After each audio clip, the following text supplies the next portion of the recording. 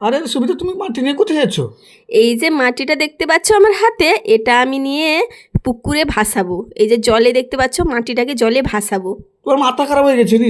জলে মাটি ভাসবে? আরে আমার মাথা খারাপ হয়নি, সত্যি সত্যি জলে ভাসবে। দেখো, এই যে দেখো, মাটিটাকে জলে ভাসালাম, খুব সুন্দরভাবে জলে ভাসছে, দেখেছো? সত্যি তো মাটি তো ভাসছে। হ্যাঁ, তো কি করে ভাসলো তোমার কি জানতে ইচ্ছে করছে আমি বলো? তো প্রথম দেখলাম, আমি কোনোদিন দেখিনি। দেখো নি, আমরা তো ছোটবেলায় এরকম কতই করতাম।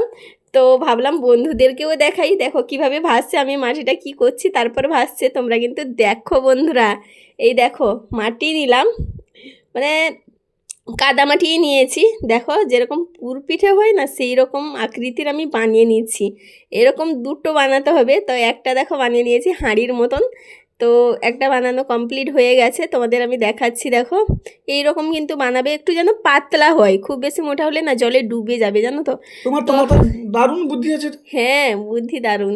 দেখো তুমি দেখোই না কি ভাই, দেখো দুটো এরকম হাঁড়ি মতন বানিয়ে নিয়েছি, তো দুটোকে আমি জুড়ে নিলাম, দেখেছো? তো দুপাশে মুখ বন্ধ করে দিলাম, ভিতরে যেন ফাঁপা থাকে, একটুও যেন জল না ঢোকে তার মধ্যে, ঠিক আছে? তারপর দেখো কি করে জলে ভাসে এইটা, দেখেছো? আস্তে আস্তে এটা পুকুরে নিয়ে যাচ্ছি, যেহেতু কার্তিক পুজো হয়েছিল, তো তার জন্য মাইক বাজছিল, তার জন্য আমাকে ভয়েস দিতে হলো, জানো তো বন্ধুরা।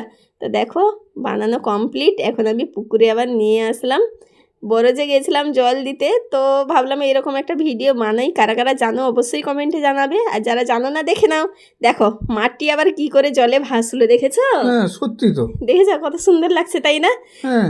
এই ছবিটা একটা পোস্ট করেছিলাম, সবাই মানে অনেকে বলছে যে মাটি ভাসছে, অনেকে আবার বলছে এটা কি ভাসছে বুঝতে পারছি না। তো দেখে নাও মাটি আবার জলে ভাসছে।